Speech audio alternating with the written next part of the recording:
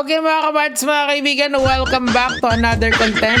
And for this video, pag-uusapan po natin ang cheating incident ni Lars Pacheco dun sa kanyang boyfriend na si Clyde. Clyde ba yung pangalan nun? Pero we're not really going in delve into the details of what she said or magko-commentary doon. We're just going to talk about purely on the psychological and scientific basis ng pag-cheat ng isang tao. Now, lagyan muna natin to ng foundation kasi hindi sa mukha. Foundation on the matter of falling in love. Now, I wanna look at meron akong dalawang paradigm in understanding how love works, okay? Number one is yung chemical reaction sa utak natin when we first fall in love. Kasi everything can be explained through the happy hormones paradigm, okay, or yung dopamine na tinatawag. Pero for the sake of this conversation, let's call them happy hormones, okay. Now, ang happy hormones kasi when you do something pleasurable, when you do something exciting, the happy hormones in your brain shoots up. So ito yung biological basis ko sa argument ko, okay. So halimbawa, nakita mo yung crush mo, yung happy hormones mo sa katawan mo umaangat yan. So, eventually, kung titignan mo yung paradigm of habang nasasanay kang makita ang isang tao, nababawasan yung kilig factor na yon. That explains perfectly etong sinasabi niya banda rito. Okay? Pakinggan natin. Sabi sa inyo everything can be explained scientifically. Tatanong sa akin kung ano nangyari sa araw ko. Yan. Kung okay ba ako. Kung hinahanap niya kasi yung kilig factor. Di ba? Pakinggan lang natin siya. basta I miss the feeling of being Exactly. important to someone. Yun. Kasi nga wala na yung kilig factor dun sa isa. Nawala or nag-fall out of love sila in the colloquial context ng pagmamahalan, di ba? Nawala yon, meaning to say hindi na sila in love with each other. Na-miss niya yung mga sweet nothings na yon. Yun kasing mga sweet nothings na yon, sometimes binibigyan niya ng konting boost yung, di ba, pagka may nangamusta sa'yo, may kilig factor pa yon. So, yun yung nawala sa kanya na hinahanap niya sa ibang tao. Ngayon, ang problema kasi sa ganitong klaseng mindset ng isang tao is that, una dapat muna, you have to communicate na ito yung gusto mo sa partner mo, yung konting kilig factor ba. Ngayon, kung hindi nila na-communicate yun, ang tendency ng tao is to, nakita natin, to cheat, to find someone who would give that attention na hinahanap niya so that yung happy hormones niya sa utak niya is mag-shoot up. Diba? So, anong ginawa niya para maibsan or mahanap yung feeling na yun? Di naghanap siya ng lalaki, na ibang lalaki to cheat, diba? So, yun. Tapos, ang nangyari, yun nga. Pero nga lang talaga, vicious cycle kasi yan, mga lods. What do I mean by that? Halimbawa, nakahanap siya ng ibang jowa bells, okay? Nakahanap siya ng ibang jowa bells na jowa bells na kanyang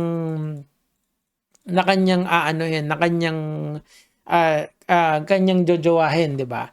So ang mangyayari ulit, di back to honeymoon phase ang tawag kasi doon, yung simula ng relationship nyo. And then the happy hormones would be there, pero eventually, like yung nangyari sa kanya nung old relationship niya, mawawala din yun eventually, 'di ba?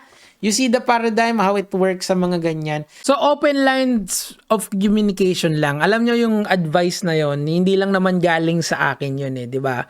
Kahit yung mga matatanda, kahit yung mga researchers, that is one way of keeping the relationship. Keep it open. Mag-usap kayo kung ano ba yung expectation nyo at kung kayang ibigay yun ng partner mo, di ba? It's literally not rocket science, kaya lang talaga sometimes we overlook the importance of research sa mga ganitong bagay, which actually is. Now, ituloy natin to kasi medyo graunchy, yung ba yung tawag doon sa details na yun. And the third one, and this is the worst, that I can somehow forgive myself. Forgive or forget? Nagpatid ako kay Clyde. to meet someone. He's from Portugal. Yeah. Biruin mo, nagpahatid pa siya para mag-cheat, no? Medyo napaka-worst nun. Pero kawawa naman yung lalaki.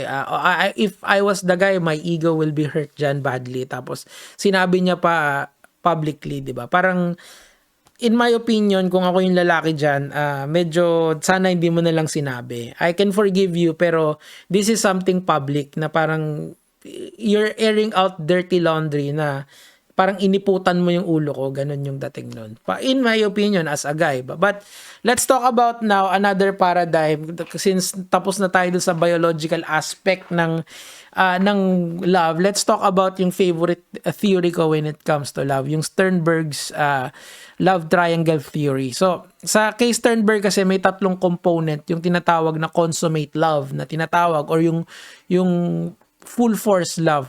Yun na doon natin ilagay, sige, para mas close to home. So, sabi niya gano'n, kailangan mo ng intimacy, ba't ba ang taas niyan, dito lang. Intimacy kailangan mo ng passion or romance, and then kailangan mo ng commitment. Yung hinahanap kasi ni Lars, mukhang etong dalawang to, intimacy and passion. Merong commitment yung lalaki. Paano? Kasi kinikita pa rin siya, jowa pa rin yung status nila, pero wala na itong intimacy and passion na to. Or nawala itong intimacy na to. Kasi very specific yung hinahanap niya doon sa mga chini-cheat niya, yung kumain ka na ba? Basically ganun yung mga sweet nothings na tinatawag. Yun yung intimacy factor na tinatawag. So, importante talaga na maging sweet kayo sa jowa nyo in the paradigm of Sternberg, di ba? So, yun yung ginawa niya. Ako masasabi kong may commitment pa Bakit? Kasi nga, hinatid pa dun sa pagchichitan niya, di ba? I don't know if this person gets off on it, pero sana nag-break up na lang bago mag-cheat. I mean, if you want to be promiscuous naman, you can do that as long as wala kang masasaktan na ibang tao, di ba? As long as, of course, it's consensual na tinatawag. May consent na tinatawag. Okay, so let's move forward dito. And yeah, it happened. And then that made the decision. Na? If I still love him, I wouldn't do such things. Yeah, may probably you love him, kaso ang kulang sa component kasi nga hindi na consummated yung love, or wala na yung tatlong factor in the sense of it, diba? So, well, that's just how it is. Ganun talaga ang pagmamahalan, mga lods. That's why, alam nyo, keep an open line of communication kaysa maging ganyan kayo. You can do that naman kung wala kang kajowa. So that's why kung ikaw ay kaya ako nawiwikan ako dun sa mga ganito, yung mga babaeng para sa lahat, or yung mga lalaking fuckboy. Kasi nga, ang ginagawa nila, meron silang relationship as their emotional anchor na tinatawag. And pagka hindi sila gumana dun sa iba, at least may babalikan sila. Nagiging dump nila yon kapag talo sila dun sa ibang liligawan nila, di ba? So ako, nawiwikan ako dun sa mindset na gano'n. It's either you are in a relationship and you stay committed dun sa relationship na yun, or you become single and be promiscuous all you want. Bahala ka sa buhay mo. As long as it's consensual and as long as it's legal, goods na goods yun, di ba? So, tuloy na natin to. Ayan na, final word. Let's go.